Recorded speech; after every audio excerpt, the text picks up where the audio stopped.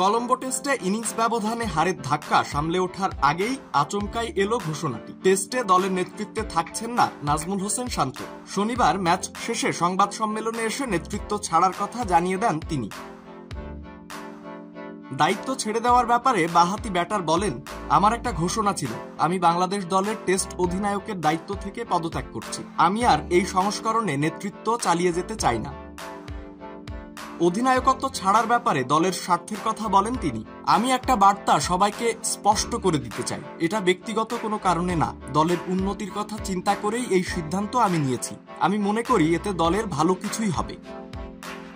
ক্রিকেটের 3 সংস্করণে আলাদা অধিনায়ক থাকাটাও সমস্যা বলে মনে করেন শান্ত। ক্রিকেট বোর্ড হয়তো আলাদাভাবে চিন্তা করতে পারে এবং সেটার প্রতি পূর্ণ সম্মান আমার আছে। এটা আমার ব্যক্তিগত মতামত। 3 জন অধিনায়ক দলের জন্য একটু জটিল হতে পারে। দলের ভালোর জন্য এখান থেকে সরে এসেছি আমি। যদি ক্রিকেট বোর্ড মনে করে 3 জন অধিনায়কই তারা রাখবে, এটা তাদের সিদ্ধান্ত।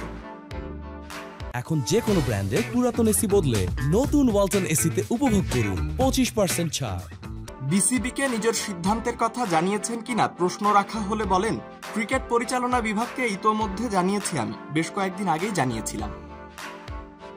2023 সালে নিউজিল্যান্ডের বিপক্ষে সিলেট টেস্ট দিয়ে নেতৃত্বে অভিষেক শান্ত।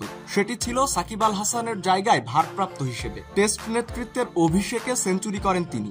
দলও জিতে যায় 150 রান। পরে নিয়মিত অধিনায়ক হিসেবেও দায়িত্ব পান। শান্তর অধিনায়কত্বে 14 টেস্ট খেলেছে বাংলাদেশ, যা দেশের হয়ে 5ম সর্বোচ্চ। তার নেতৃত্বে বাংলাদেশ পেয়েছে 4টি জয়। জয়ের সাফল্যে তিনি বাংলাদেশের 2য় সেরা টেস্ট অধিনায়ক। তবে জয় পরাজয়ের অনুপাত ও জয়ের শতকরা অনুপাতে শান্তই সেরা। কিছুদিন আগেও 3 সংস্করণে বাংলাদেশের অধিনায়ক ছিলেন শান্ত। পরে টি-20 দলের দায়িত্ব দেওয়া হয় লিটন কুমার দাসকে। এরপর 12 জুন হুট করেই ওয়ানডে অধিনায়ক করা হয় মেহেদী হাসান মিরাজকে। এবার শান্ত নিজেই সরে গেলেন টেস্ট অধিনায়কত্ব থেকে।